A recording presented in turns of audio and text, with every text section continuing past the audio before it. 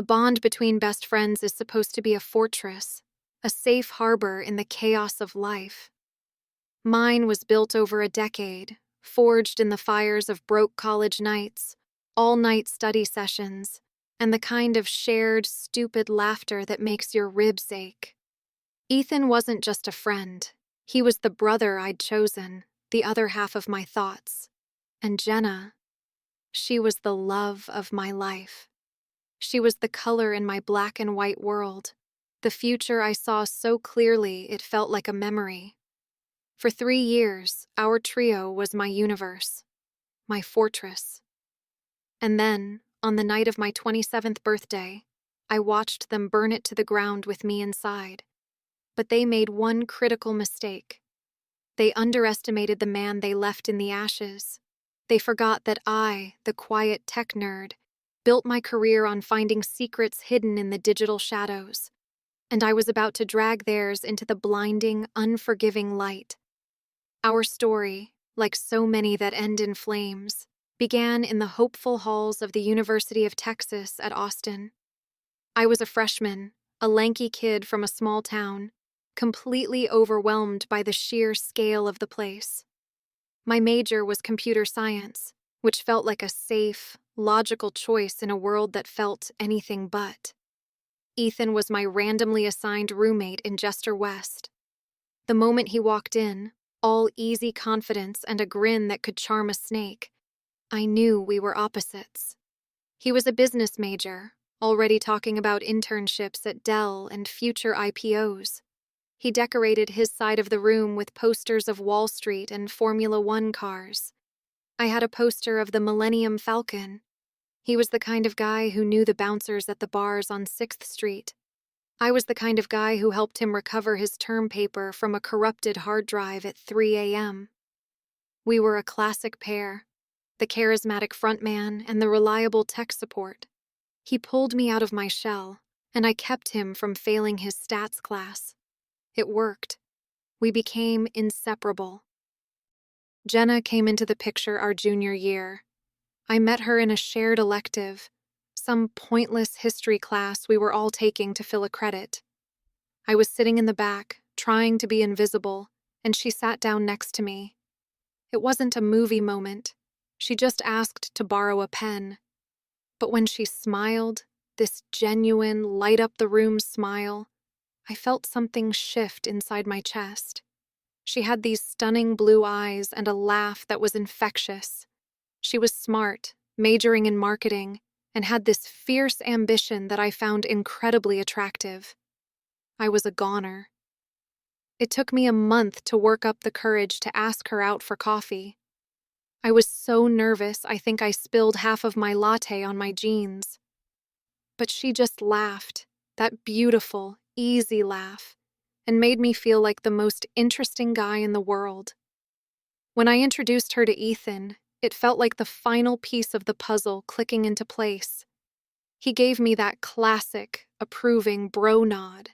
"Dude, she's way out of your league. Well done," he'd said, clapping me on the back. They hit it off immediately, trading witty jokes and talking about their shared career ambitions. I remember feeling a surge of pride. This was my life, my best friend, my perfect girlfriend. We were invincible. The 3 of us became a fixture on campus. We'd study together at the PCL, go for paddleboarding on Lady Bird Lake, and spend weekends finding the best BBQ joints in the city. Ethan was always the planner, the social director.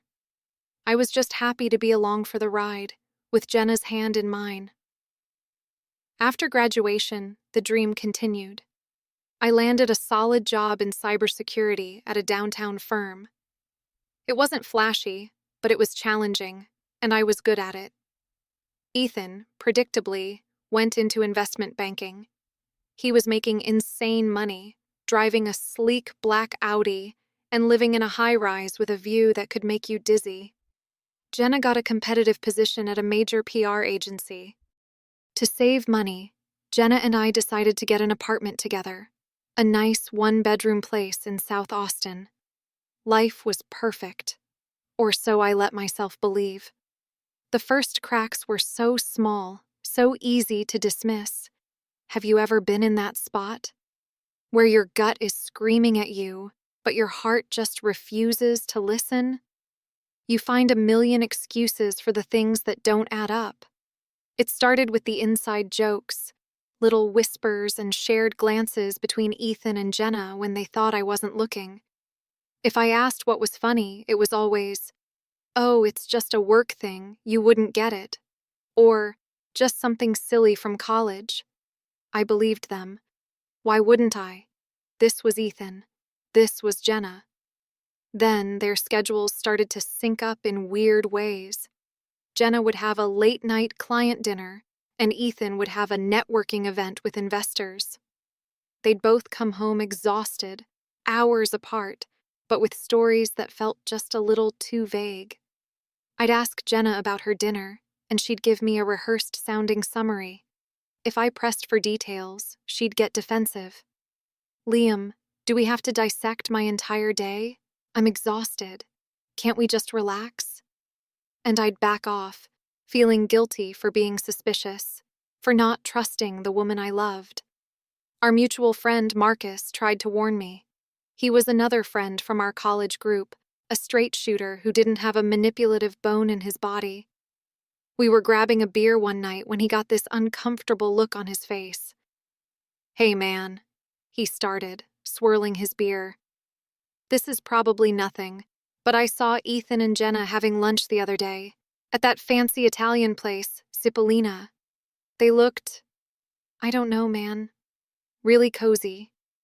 I felt a cold knot form in my stomach, but I forced a laugh. "Dude, they're friends. They both work downtown. They probably just grabbed a bite. It's no big deal." Marcus looked at me, his eyes full of concern. "Yeah, but..." He was holding her hand across the table, Liam.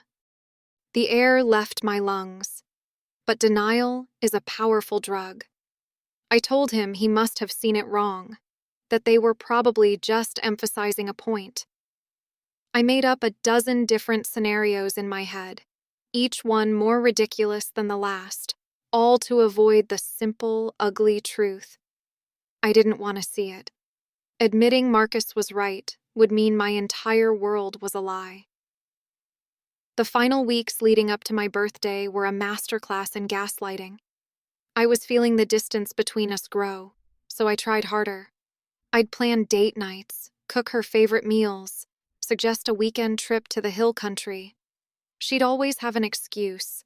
She was too tired, swamped with a new campaign at work, or just needed a night to herself. Our physical intimacy dwindled to almost nothing. When I tried to talk to her about it, she turned it all around on me. She said I was being clingy, that I was suffocating her. "I just need some space, Liam." Is that so much to ask? My career is incredibly demanding right now. I need a partner who supports that, not one who adds more pressure. She made me feel like my need for affection and connection was a flaw, a weakness. I started to believe that I was the problem, that I was failing as a boyfriend. My 27th birthday was supposed to be a reset. I rented out a private room at a cool bar on Rainy Street, inviting all our friends. I was excited. I thought a night of celebration, surrounded by the people we loved, would remind us of what we had. I took the day off work to get everything ready. Jenna had told me she had to work a half day, but would be home around 3 p.m. to help me get ready for the party. She was going to bring the cake. I remember spending the morning cleaning the apartment, laying out a new shirt, feeling that familiar flutter of hope. Maybe tonight would be the night we'd finally get back on track. 3 p.m. came and went. No Jenna. I called her. It went straight to voicemail. I texted. No reply. 4 p.m. 5 p.m. The party started at 7. A knot of anxiety was tightening in my chest. I started to worry. What if she'd been in an accident? I called Ethan, figuring he might have heard from her. "Hey, have you talked to Jenna? She was supposed to be home hours ago and she's not answering her phone." Ethan's voice was weirdly casual. "Oh, hey man, happy birthday. Nah, haven't heard from her. She's probably just slammed at work. You know how she gets. She'll show up. Don't stress." But something in his tone was off, too relaxed, too dismissive. By 6 p.m., with our friends starting to text that they were on their way to the bar, I was in a full-blown panic. I decided to drive to her office to see if her car was still in the garage. As I was grabbing my keys, a thought struck me. Ethan lived just a few blocks from Jenna's office. Maybe she'd stopped there for some reason. Maybe her phone died and she was waiting there. It was a long shot, but it was something. I pulled up to Ethan's luxury high-rise, the kind with a doorman and valet parking. I felt foolish, but I had to check. I told the doorman I was a friend of Ethan's, and he buzzed me up without a second thought. My heart was pounding as the elevator climbed. I was rehearsing what I'd say, how I'd laugh it all off. I got to his door, apartment 22B, and took a deep breath. I could hear music from inside. Low, soft music. I knocked. No answer. I knocked again, louder this time. "Ethan? It's Liam. Is Jenna with you?" Silence. But then I heard it.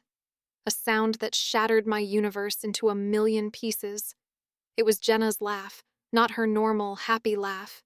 It was a low, intimate giggle. The one I hadn't heard in months. The one that used to be just for me. My blood ran cold.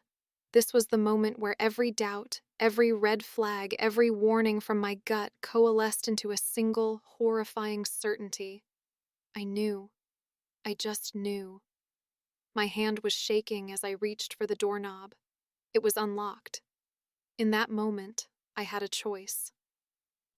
I could turn around, walk away, and live in the comfortable pain of suspicion.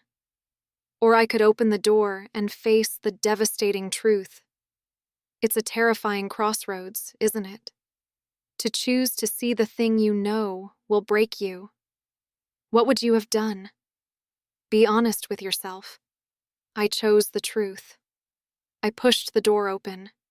The apartment was immaculate, all steel and glass, with a panoramic view of the Austin skyline. But I didn't see any of that. My eyes were locked on the scene in the living room. They weren't in the bedroom. No, they were right there, on the plush white sofa, as if they wanted to be found. Ethan was shirtless, and Jenna was in his lap, her arms wrapped around his neck, her fingers tangled in his hair. My birthday cake, the one she was supposed to bring home, was sitting on the coffee table, a single mocking candle sticking out of it. They were kissing, deeply, so lost in each other that they didn't even hear me come in. I must have made a sound, a choked gasp or a sharp intake of breath, because Jenna's head snapped up. Her eyes widened in horror. She scrambled off his lap, trying to pull her dress down, her face a mask of panic. "Liam, oh my God, it's not what it looks like." That cliched, pathetic line. It's exactly what it looks like. Ethan, on the other hand, just leaned back against the sofa, a slow, arrogant smirk spreading across his face. He made no move to cover himself. He looked triumphant. He looked at me, lying broken in the doorway of his expensive apartment, and he smirked. "Hey, man," Ethan said, his voice dripping with false nonchalance. "Awkward timing. You're early for your own party." He chuckled, a low, rumbling sound that made my skin crawl. He wasn't sorry.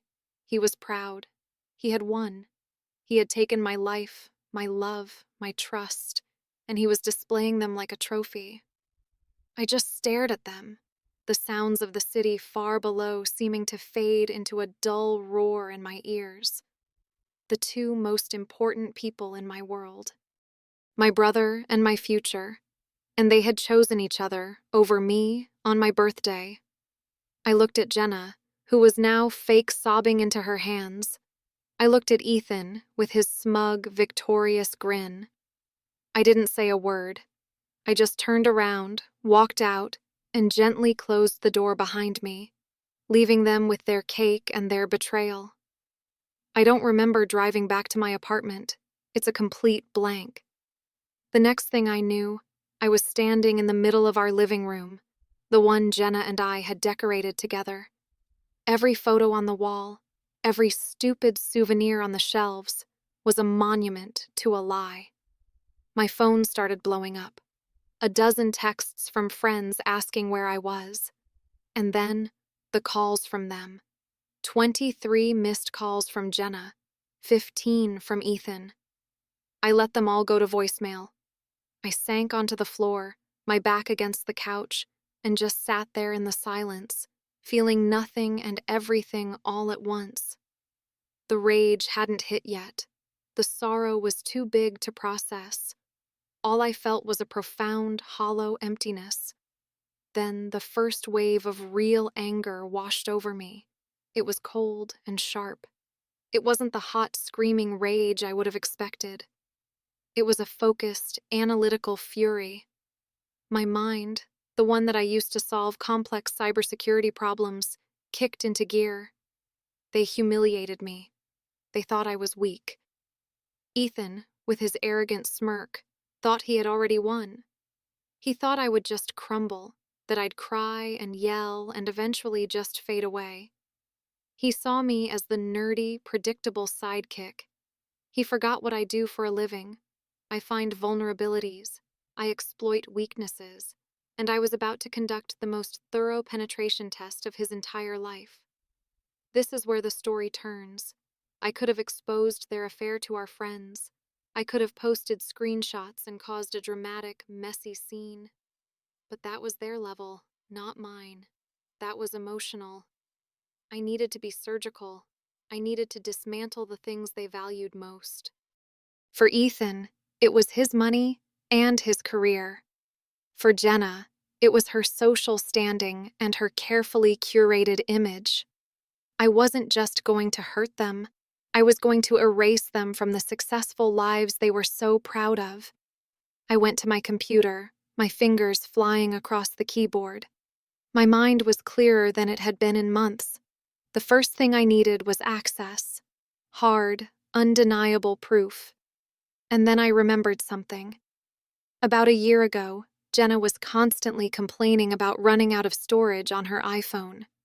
She took hundreds of photos and videos for her social media, treating her life like a continuous PR campaign.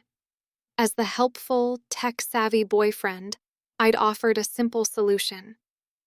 "I'll just add you to my family cloud storage plan," I'd said. "It's unlimited, and it will automatically back up all your photos and videos." I showed her how to set it up in about 5 minutes. She nodded along, barely paying attention, more focused on scrolling through Instagram than listening to the details. She knew her phone was backing up somewhere. She had no idea that somewhere was a shared space that I, the account administrator, had full access to. She had no concept of data security or digital footprints. She just saw a solution to her storage problem. In her arrogance, she had handed me the keys to her entire secret life. My heart was hammering against my ribs as I logged into the cloud admin panel. I navigated to her device backup. It was all there. Years of photos, videos, app data, and message logs. With a few clicks, I initiated a full restore of her message history to a sandboxed virtual machine on my computer. I didn't want any of this touching my personal devices. This was a biohazard. As the data populated, I felt like an archaeologist unearthing a cursed tomb. It started with iMessages. Thousands of them between her and Ethan, going back almost a year. A full year. Far longer than I could have imagined. I started to read. It was more brutal than I could have prepared for. The pet names, the I love yous, the explicit photos they sent each other. They made fun of me constantly. He'd send her a screenshot of a sweet, loving text I had sent her, and she would reply with the laughing, crying emoji, calling me so predictable and boring. They dissected my flaws, my insecurities, my professional ambitions. They called me safe and stable, but they said it like it was a terminal disease. They planned their late-night work events in meticulous detail. They talked about their future together, about when they would finally get rid of Liam. Reading those words, "get rid of Liam," felt like a physical blow. I had to get up and walk to the bathroom, where I retched until there was nothing left. I went back to the screen, my face pale, my hands shaking with a new kind of resolve. The personal betrayal was devastating, but then I found something else. Something much, much bigger.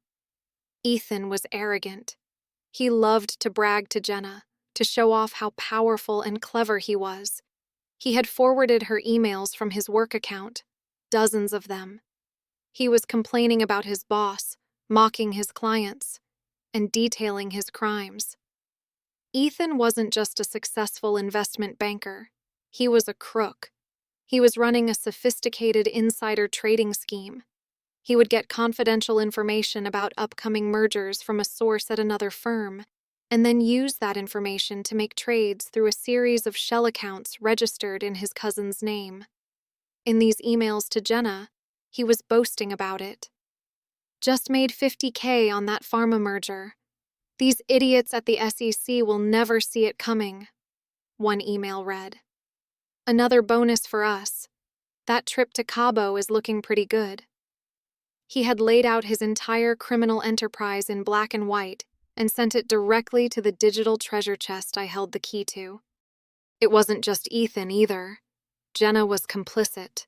She wasn't just listening, she was encouraging him. "You're a genius, E," she wrote back, so much smarter than everyone else. But she had her own secrets. I found emails where she was discussing her firm's clients with Ethan, sharing confidential PR strategies for major tech companies. She was using this privileged information to help Ethan make investment decisions. It was a flagrant breach of her contract and a potential career-ending ethics violation. Not only that, I found expense reports she'd filed at her work. She had expensed several client dinners on dates when I knew for a fact she was with Ethan. She was defrauding her own company to fund their affair.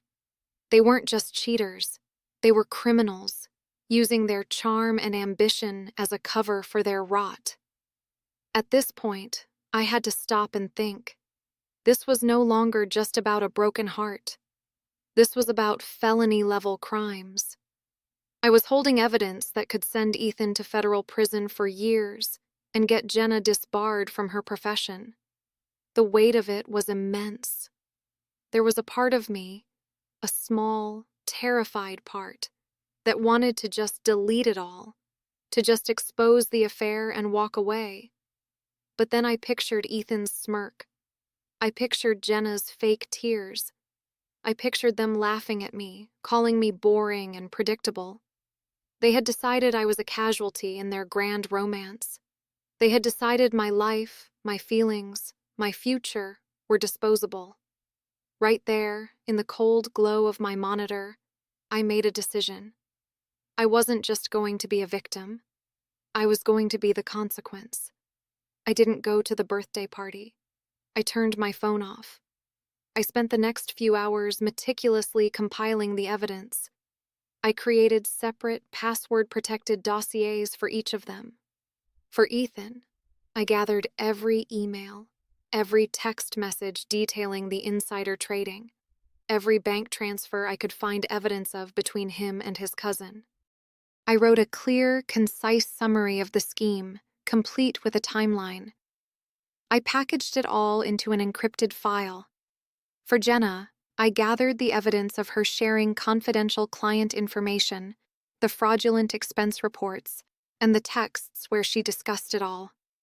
I did the same for her, a neat, undeniable package of her professional and ethical failures. I was calm, detached. This wasn't about emotion anymore. This was a data-driven execution. Around midnight, I turned my phone back on. It was a war zone, Voicemails filled with fake concern, panicked texts, messages from our friends wondering what was going on. I ignored them all and sent a single text to both Ethan and Jenna. "I know everything." I didn't elaborate. I just let those two words hang in the air, confident that their guilty minds would fill in the blanks far more creatively than I ever could. Then, I began the second phase of my plan. I used a secure, anonymous email service to send my dossiers. Ethan's package went to 3 places. The first was to the head of compliance at his investment firm. The second was to the firm's CEO. The third, and most important, was to the public whistleblower tip line for the U.S. Securities and Exchange Commission, the SEC. I attached the encrypted file with a simple note: "Evidence of extensive insider trading by your employee, Ethan Carter. All relevant data enclosed. I suggest you act quickly." Jenna's package went to the head of HR at her PR agency and to the managing partner. The subject line was simple: "A review of ethical conduct concerning your employee, Jenna Riley." I knew her industry was built on trust and reputation. This evidence would gut her career from the inside out. After I hit send on that last email, a strange sense of calm washed over me. I had lit the fuse. Now all I had to do was wait for the explosion. I made a pot of coffee, put on a movie I didn't watch, and waited for the dawn.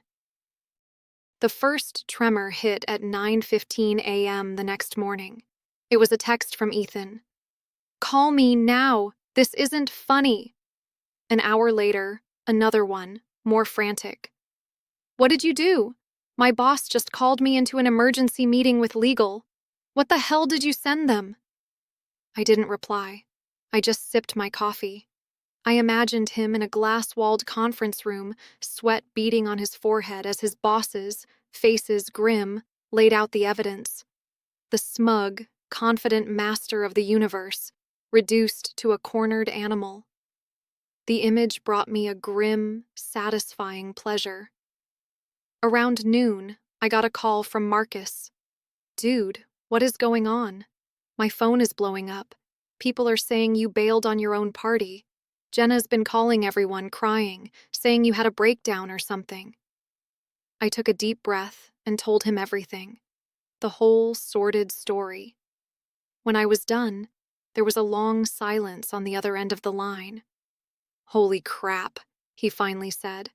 I knew he was a snake, but prison? Liam, that's... wow. He wasn't judging. He was in awe. "They deserve it," he said, his voice firm. "They both deserve whatever's coming to them." Hearing that validation from a true friend felt like the first ray of sunshine after a hurricane. The news of Ethan's downfall was swift and spectacular. By the end of the day, he had been fired. His firm immediately launched an internal investigation and reported their findings to the SEC to mitigate their own liability. The feds don't mess around with insider trading. Within a week, his assets were frozen. His sleek black Audi was repossessed. He was a pariah. The friends who had once flocked to his side, eager for a taste of his lavish lifestyle, vanished overnight. He was radioactive. Jenna's fallout was quieter, but in some ways more insidious. Her PR firm placed her on immediate, unpaid suspension pending an investigation. In her world, reputation is everything. The mere accusation of sharing client secrets was a death sentence. She went from being a rising star to a cautionary tale in the space of 24 hours. The social circle she had worked so hard to cultivate turned their backs on her. She was a liability. And just like that, the perfect, curated life she had built was shattered. They both tried to contact me, of course. Their tactics were a study in contrast. Ethan sent a barrage of angry, threatening texts. He called me a coward, a psychopath. He threatened to ruin me, which was laughable considering he no longer had any power to ruin anyone. I saved every single message as evidence for a potential restraining order and then blocked his number. Jenna's approach was different. She tried to appeal to my empathy, the quality she had mocked for so long. She left long, tearful voicemails. She said she had made a terrible mistake, that she loved me, that Ethan had manipulated her. She painted herself as a victim. "Liam, please," she cried in one message. "Don't let one stupid mistake destroy everything we had. We can fix this. I know we can." Listening to that voicemail was a pivotal moment. The old Liam, the one from just a few days ago, would have felt a pang of pity. He would have been tempted by the idea of fixing things. But that Liam was gone, burned away in the fire of their betrayal. The new Liam just heard the calculated manipulations of a person who was sorry for only one thing: getting caught. I deleted the voicemail without a second thought and blocked her number too. I started looking for a new apartment that day. I couldn't stand to be in that space, haunted by the ghosts of their lies. I packed a bag, put most of my stuff in storage, and crashed on Marcus's couch. The weeks that followed were a blur of legal proceedings and social fallout. The SEC officially charged Ethan. His case was a slam dunk. The evidence I provided was ironclad. He was facing years in federal prison. Jenna was officially fired from her job. The ethics committee for her professional organization launched a review that would likely see her license revoked. They had crashed and burned in the most spectacular fashion possible. And me? I was starting over. I found a new apartment, a small but sunny place that was all my own. I started therapy to unpack the trauma and betrayal. I reconnected with friends I had neglected, and one of those friends was Maya. Maya had been part of our larger college friend group. She was brilliant, a grad student in architecture, funny, and incredibly kind. She was also beautiful, but in a quiet, unassuming way that was the complete opposite of Jenna's performative glamour. Abby had always been subtly hostile towards her, and now I understood why. She had seen Maya as a threat. Maya reached out after she heard what happened. She didn't offer pity. She offered companionship. "I'm so sorry you went through that, Liam," she texted. "No one deserves that. If you ever want to grab a coffee and talk about anything but them, let me know." That offer was a lifeline. We started meeting for coffee. The coffee turned into lunch. The lunch turned into long walks exploring different Austin neighborhoods. Talking to her was easy. It was honest. There were no games, no hidden agendas. We built a friendship first, a real one, grounded in mutual respect and shared interests. For the first time in a long time, I felt light. About 3 months after my birthday, the inevitable final confrontation happened. I was at a coffee shop with Maya, laughing at one of her jokes, when the door opened and Jenna walked in. She looked diminished. The confident, polished woman was gone. In her place was someone who looked tired and haunted. She saw me, and her eyes locked on Maya. A flash of the old, venomous jealousy crossed her face. She walked straight to our table. "Liam," she said, her voice trembling, "we need to talk." I looked at her calmly. "No, Jenna, we don't." Maya started to gather her things. "I should go." I put my hand on her arm. "No, you stay." I turned my attention back to Jenna. "There is nothing left for us to say to each other. You made your choice." Her face crumpled. "He's going to prison, Liam. His life is over. My career is gone. Haven't you punished us enough?" This was the last test, I realized. The final plea for me to feel guilty for their actions. I looked her dead in the eye. "I didn't do anything to you, Jenna. I just held up a mirror. Everything that happened after that, that was all you. You and him. You built that life. You have to live with the consequences." She started to cry, real, desperate tears this time. "I still love you," she whispered. It was a Hail Mary, a last-ditch effort, but the words were hollow. They meant nothing to me anymore. "No, you don't," I said, my voice soft but firm.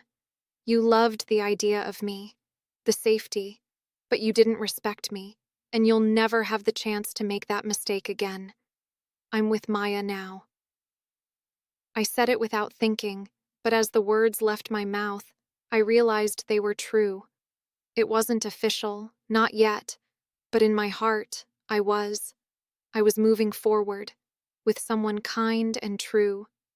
Seeing the look on Jenna's face, a mixture of shock, fury, and utter defeat, was the final closing of the book. She stared at me for a long moment, then turned and walked out of the coffee shop, and out of my life, for good. I turned back to Maya, who was looking at me with wide, curious eyes. I just smiled.